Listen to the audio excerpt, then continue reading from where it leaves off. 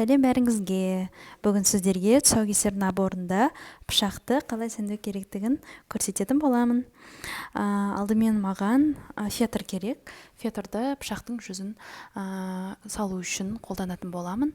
Фетрді пышақтың формасымен кесіп алдым. Видеода көріп тұрғандарыңыздай, менің фетрім екі бөлек, сондықтан фетрді бір-біріне жалғап алуды жөн көрдім. Алдымен фетрге ыстық кілеті жағып, оны сетка матаның көмегімен жалғап алдым, бір-біріне бастарын біріктіріп. Содан кейін ғана барып, пластмасты стразымен сәндейтін боламын.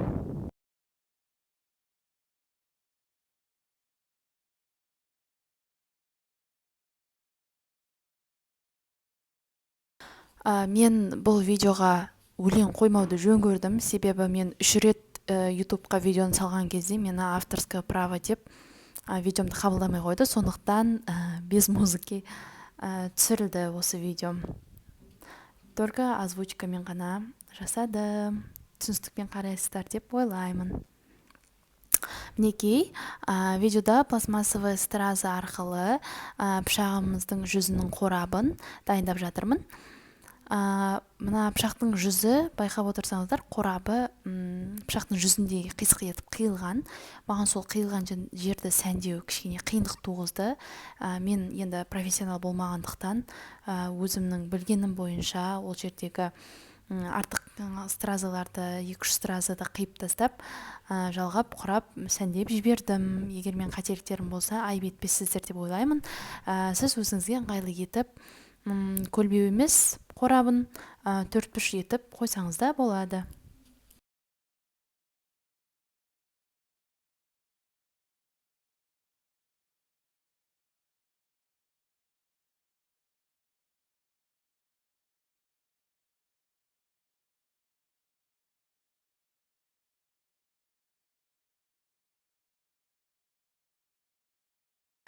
Мінекей, осы көлбеу жер маған кішкене қиындық туғызды, сондықтан көріп отырғандарыңыздай 3-2 стразады мен қиып алып тастадым. Енді келесі кезек пышаққа тағылатын бантикке көшейік.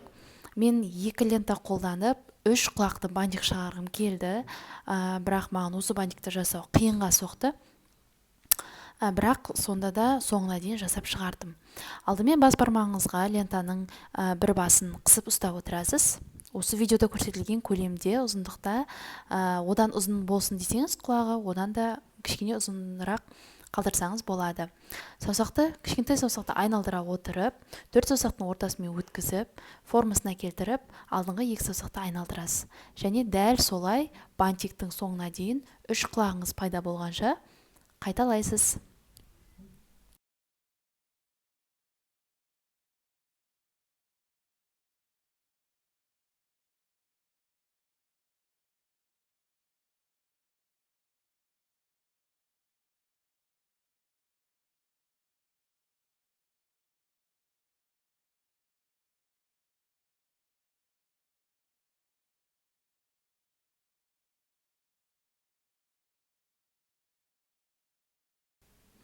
Мінекей, біз 3-ші құлағымызды дайындап болдық. Енді видеода көрсетілгендей бастапқы лентаның бір ұшын қолымыздан алып тастап, 3 құлақтың астынан 2-ші лентаның ұшын өткіземіз. Бір рет айналдыра өткізгеннен кейін, 2-ші қайтара тағы бір айналдыра өткізесіз. Мінекей, 2-ші қайтара айналдыра өткіземіз. Ленталарыңыздың түзу тұруына мән беріңіз.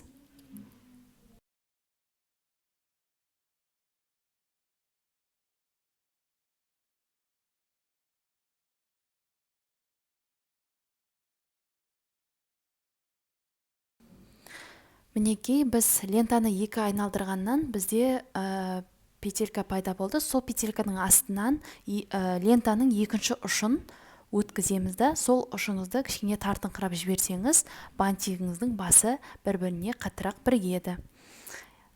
Содан кейін мына жиналып тұрған лентаңыздың бастарын, 3 құлағын әдемілеп ашып жіберуді ұмытпаңыз. Сол кезде бантиктің барлық әдемілігі көрінетін болады.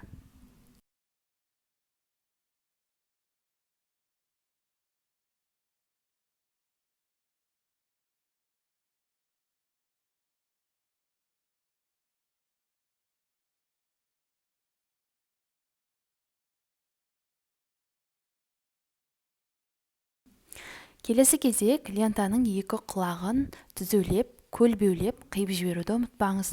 Ол лентаға қосымша сән береді және де бантигіңіз өте сүйкімді тұрады. Көлбеулеп қиғаннан кейін қайшымен сіріңкемен өңдеп жіберуді ұмытпаңыз, себебі лентаңыз сөгіліп кетуі мүмкін.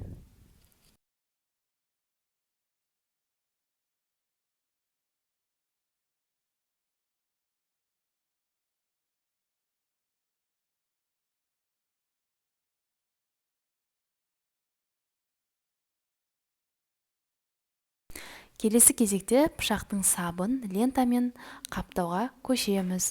Алдымен ыстық клейді жағып, бір басымен лентаны ұстатып алсаңыз болғаны, ары қарай жаймендеп айналдыра отырып, ыстық желіміңізді жаға отырып, лентаңызды айналдырып өте қоясыз. Содан кейін пышағыңыздың сабы дайын болады.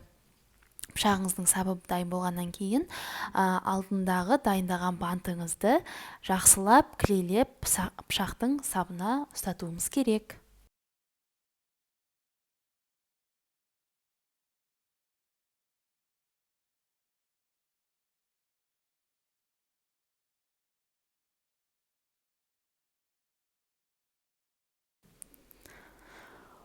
Осы жері пышақтың ашық қалмас үшін мен клей жағып, лентаны тарта клейлеп жібердім. Сол кезде пышақтың сабы екі жағынан да көрінбей әдемі ағарып тұрады.